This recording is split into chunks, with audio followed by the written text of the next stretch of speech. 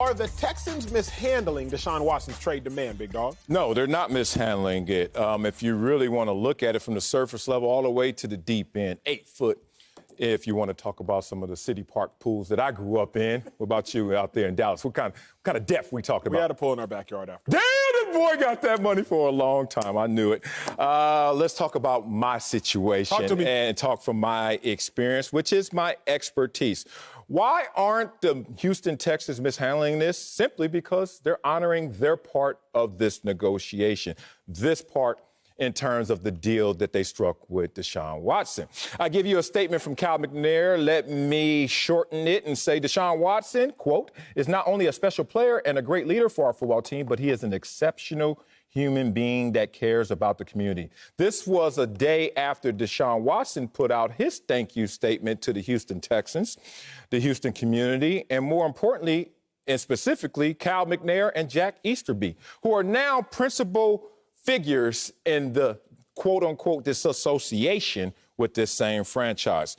I bring all that up just to set the premise that they're in a different situation now than they were just in September. So if you're the McNair family and you're looking at Deshaun Watson, who has now changed his tune, you're looking to see, one, how authentic, how true is he to this new song change? All right, because just in September, you were saying something different. So if I believed you in September, do I believe you right now as we sit here in March? That's a conversation and a dialogue that they're having. Another part of this is how Deshaun is playing this forward. Now, Deshaun, I don't know how much ammunition he really has.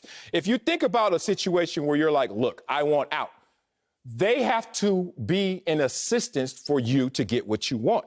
So Cal McNair basically has to sit there and swallow the fact that I need to help Deshaun hurt me. Most people don't sign up for that. So now Deshaun is going to say, well, I'm going to sit out the entire year. Well, what's the precedent for that? A lot of people go to Carson Palmer.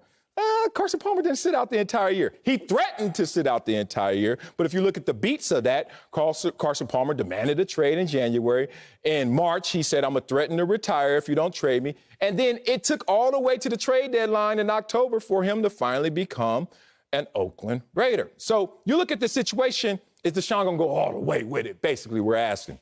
I don't see how he is, because going all the way with it, I don't see when it's been done. But more importantly, it's going to cost you north of $20 million potentially to go all the way with it. So when you talk about mishandling, Deshaun Watson signed on the dotted line, the same dotted line that I respect, that owners sometimes rip it apart. But when Deshaun does it and the owner rips it apart, there are different consequences. Deshaun, you're going to have to pay to rip it apart. You say you are. We'll see if your actions support those same words. I like your take. I disagree with your take, but I like your take. Yeah. The Texans are mishandling this Deshaun Watson situation. Sal, I'm going to take you somewhere, and I hope that you ride with me. Get comfortable, put your seatbelt on. We won't crash, I promise. All right. Think about a hostage negotiator, other terms calling it a crisis negotiator. Yeah. The objective of a crisis negotiator is to make sure that the suspect turns themselves in peacefully without harming themselves or any others. Right now, the Texans are playing the role of a crisis negotiator. Okay. So how we will dictate whether or not a crisis negotiator handles a situation is simple. How does it turn out?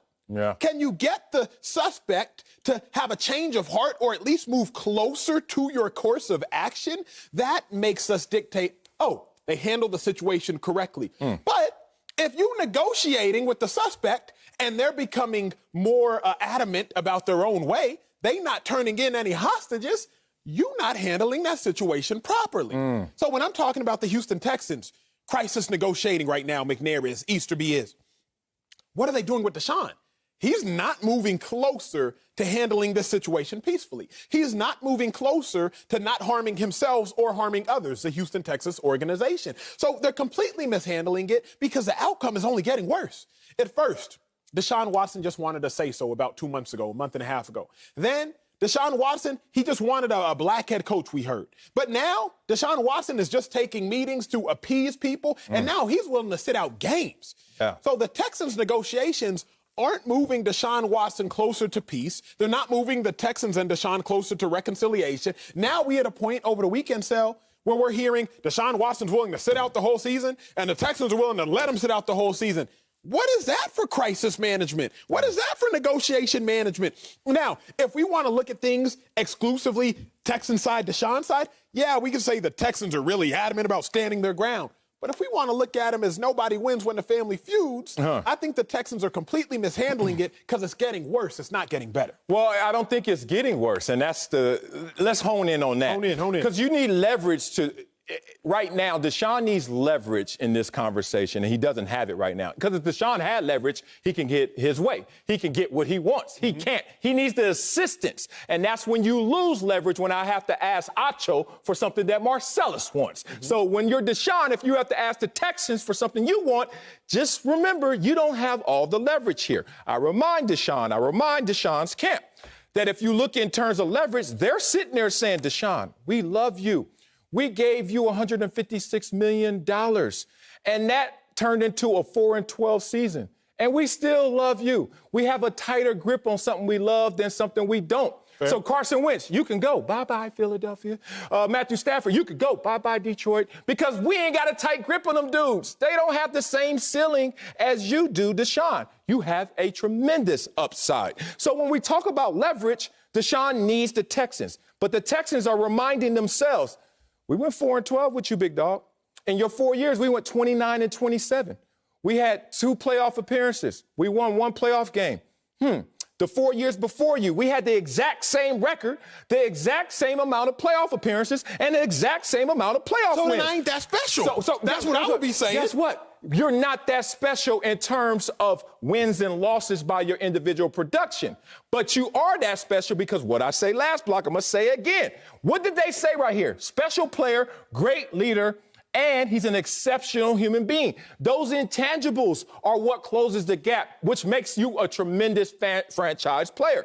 It's the culmination of his physical abilities, performance, but also he possesses something that is a rare quality. And they know it's so rare that I can't go out there and get that in return. Even if I was to receive a king's ransom, I wouldn't receive this guy in terms of character, in terms of ability, and in terms of him being a special person. That's what's getting lost here right now. So anyway, the leverage is on Houston Texans side because they're looking at Deshaun like, really? You going to sit out for $20-some million? Okay, go ahead and do it. Now, I showed you the precedent in terms of what no player has done this. I told you the precedent of the fact that we've been the same franchise with and without you. But here's the thing that they need to focus in on. When you talk about the circle, because this all started off over the conversation, he's telling his circle, hey, I'm going to sit out. Well, you know what Cal McNair and them are telling their circle? Something that I would make a Wileyism. Let's look at this Wileyism right now. Reflect on this, big dog.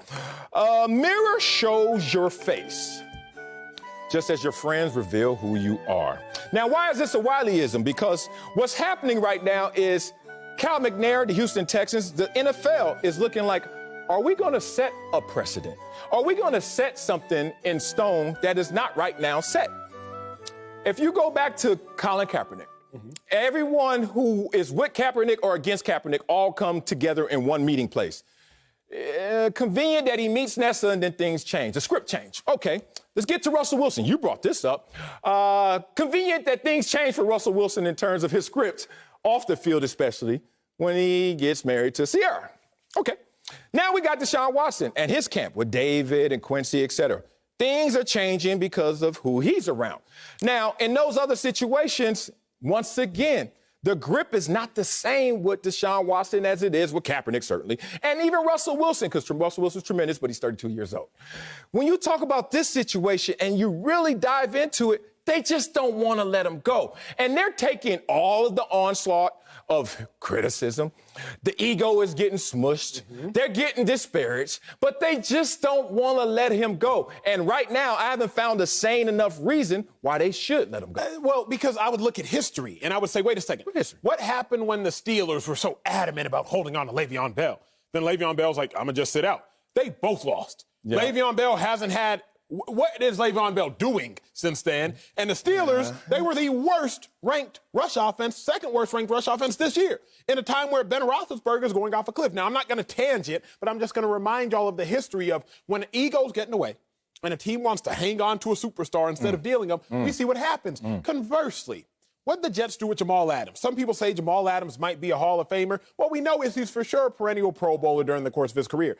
They said, you know what? We could hang on to Jamal Adams, who is a dude, or we could just deal him for a first rounder, a third rounder, a first rounder, and another safety, and we could flip those picks as well. Yeah. If you were halfway decent at your job, you have to assume that there will be another talented quarterback coming up in one of these next few drafts. You have to assume that you might be able to maneuver something in the offseason. If you are a talented head coach, you have to assume that you could turn a quarterback who we might deem as average into excellent. Look at what Shanahan has done with Jimmy G. Look at what Shanahan did with Matt Ryan. Look at what Shanahan did with Robert Griffin his rookie year. Look at what Shanahan did with Matt Schaub.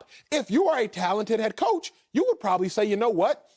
I could take average and turn it into above average. I could take ordinary and turn it into extraordinary. So rather than sitting here and being like, all hail Deshaun, maybe I'll just say, we'll flip Deshaun for some picks, and I trust my ability as a coach to turn somebody who is good into somebody who is great. Because what we know is great head coaches make good players great players. Deshaun Watson's a great player. He ain't the only player in the NFL now. I don't know. Think about it. You just brought up Kyle Shanahan. Let's use him. As a coordinator, that sounds cute. As a head coach, that sounds cute. With Jimmy G. Without Jimmy G, who is Kyle Shanahan? A losing head coach. That quarterback, as they say, the horse matters in this race. I remind you that if we're going to look at history in the Super Bowl era, not a single quarterback ever has been traded after leading the league in passing yards. Guess why? Because they realize this dude is so special that no matter what we can get back in return, it just won't add up. And that's what you're trying to do. I'm giving you a dollar. Paper dollar. You're giving me a bag of pennies and say, add it up. It's still the same thing. But at the liquor store, I ain't got time to be adding all these pennies up. So here's the liquor store. You could have been anywhere. Why'd you have to be at the liquor store? Because that was the last time I added up pennies. It's been a minute for me growing up, getting them dry shrimp. You don't know about that. So here's the thing. With Deshaun, the Houston Texans were tied for the third worst record in the NFL. Yes, sir. Right? Without Deshaun, they may be worse. But that ain't that much room. They may be the same, which is like, whatever. I'm not getting rid of him to be the same, or that's much worse. But the upside is so tremendous if we hold on to Deshaun. That's in part why the Houston Texans have leverage. I end this with my DJ experience because Deshaun Watson in September 4th, September 5th, was playing a love song on the DJ. A little LL, I need love. Slow song. Everybody, you grab the one that you want or the one that you need. You're holding on. You're like, I need love. And then Deshaun just woke up one day and said, mother, and I get what? And everybody like, wait a minute. Now, you look at your girl, you're like, we still in love, but we can't be boogieing off this song the same way. That's how the Texans are looking at this. Who switched the song? And if you switch the song, what happened to a blend? Who drops it on the one from I Need Love to Kill 'Em All? And that's what's happening right now. Deshaun, learn how to DJ. If you want what you want, you got to bring it in a little smoother than this.